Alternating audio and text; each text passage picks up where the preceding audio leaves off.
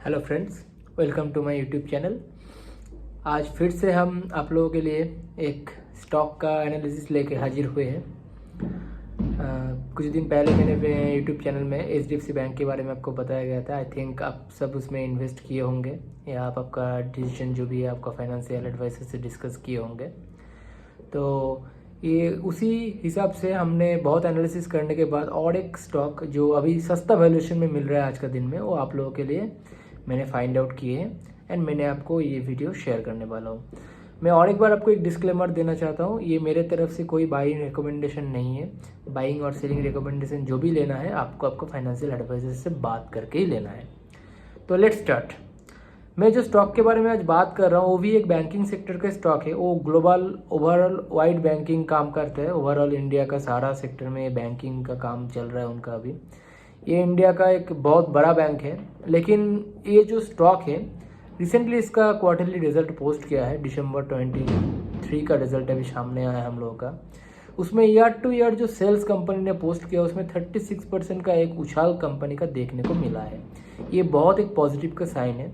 लेकिन इससे भी बड़ा एक चीज़ जो अभी सामने आए हैं वो है कंपनी का PE, price to earning ratio. मैंने पहले भी एक चीज़ बोले थे कि कंपनी का प्राइस टू अर्निंग रेशियो ऐसा एक चीज़ होता है जो कंपनी वैल्यूएशन को डिनोट करते हैं।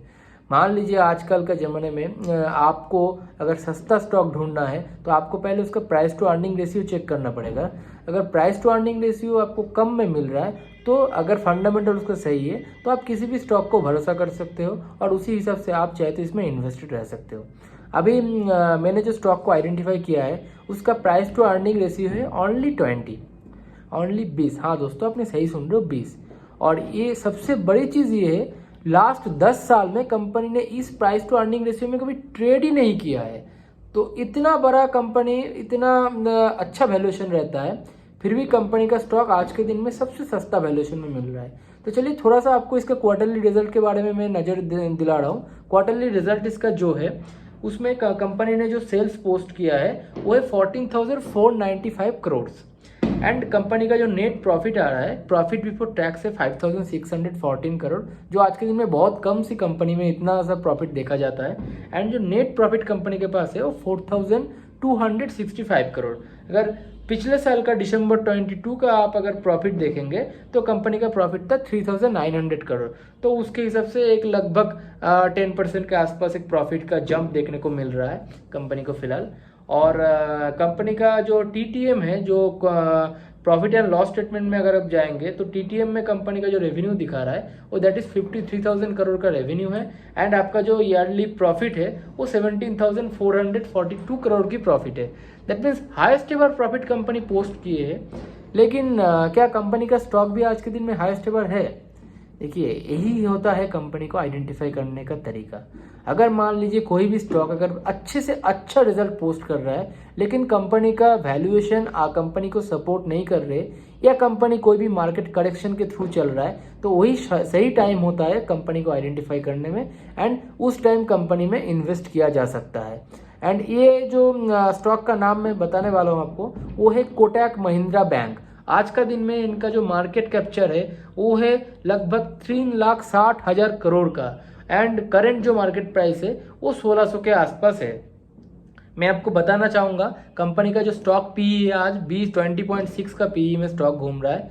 ROCE 6.86% है एंड ROE 14.3% है। इसका कंपनी का फेस वैल्यू 5 रुपीज़ है और प्रोमोटर का जो होल्डिंग है वो 30-25% के आसपास है। कंपनी ने सेल्स ग्रोथ पोस्ट किया 53,000 करोड़ का।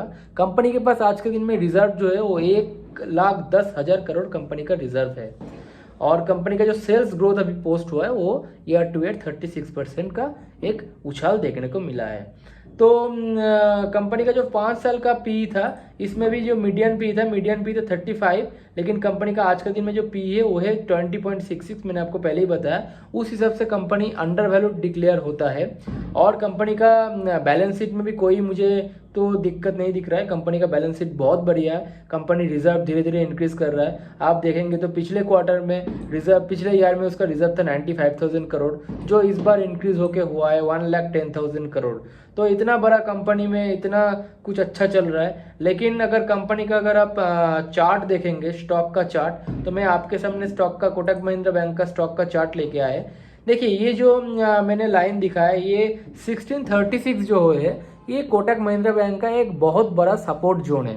ये सपोर्ट किसको बोलते हैं? मान लीजिए जब कंपनी का स्टॉक किसी भी कारण के चलते, मार्केट सेंटिमेंट के चलते नीचे आते हैं, तब किसी एक जगह पे आके वो रुकता है, प्रीवियस उसमें सपोर्ट लेता है, फिर थोड़ा ऊपर जाता है, फिर थोड़ा धीरे धीरे कंसोलिडेट होता है, फिर ऊपर जाता है, फिर नीचे आता है। लेकिन ये कभी ये सपोर्ट रेंज को, ये जो 1636 जो सपोर्ट रेंज है, इन्होंने ये जगह में 1 2 3 4 बार सपोर्ट लिए है, लेकिन कभी भी ये सपोर्ट को ब्रेक नहीं किया, सपोर्ट को रिस्पेक्ट दिया। और कंपनी का अगर आप देखेंगे 2021 में कंपनी का जो वैल्यूएशन था वो था 11 नवंबर 2022 में भी कंपनी का प्राइस लगभग 1700 के आसपास था। आज भी कंपनी के प्राइस 1700 से 1800 के बीच में घूम रहा है। तो एक रेंज बाउंड में कंपनी का स्टॉक अभी घूम रहे हैं। लेकिन अगर आप 2020-21 का अगर आप रेवेन्यू देखेंगे कोटक महिंद्रा बैंक का, तो वो कितना था? देखिए कंपनी का जो, आप अगर आ जाएंगे इसमें ईयरली रिजल्ट में, जो प्रॉफिट एंड लॉस स्टेटमेंट में आएंगे, तो आप देखिए 2022 जो है, उन टाइम उनका रिजल्ट था, प्रॉफिट अमाउंट था 8500 करोड़। उस हिसाब से आज का प्रॉफिट कितना है? आज का प्रॉफिट है लगभग 17,000 करोड़। तो 4 साल में प्रॉफिट तो दुगना हो गया, लेकिन स्टॉक प्राइस दुगना नहीं हुआ है। तो मेरे हिसाब से आज भी ये अंडरवैल्यूड स्टॉक है। आप चाहे तो आपका फाइनेंशियल एडवाइजर से सजेस्ट लेके इसमें आप इन्वेस्ट कर सकते हो। और इसमें मुझे तो एक रेंज बाउंड स्ट्रेटेजी दिख रहा है, और मेरा इसमें जो टेक्निकल टारगेट मुझे इस स्टॉक में सामने आता है, वो टेक्निकल टारगेट लगभग आता है 2400 के आसपास। तो आप एक बार इन्वेस्ट करने से पहले और एक बार आप आपका फाइनेंशियल एडवाइजर से डिस्कस कर लीजिए।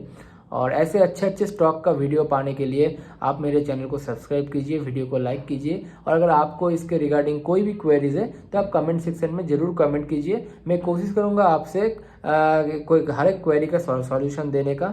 एंड अगर इसी तरह का वीडियो अगर आप पसंद करते हैं, या दूसरा किसी भी आप पर्सनल फिनेंस के ऊपर वीडियो चाहते हैं, तो नीचे दिए गए लिंक में आप कमेंट करके बताइए कि आपको किस सेक्शन में वीडियो चाहिए। मैं कोशिश करूंगा उसी सेक्शन में वीडियो बना के आपको रिप्रेजेंट करने के लिए, जो आपको इन फ्यूचर नॉलेज के लिए बहुत हेल्पफुल रहेगा। चलिए, thank you so much, kindly keep with us.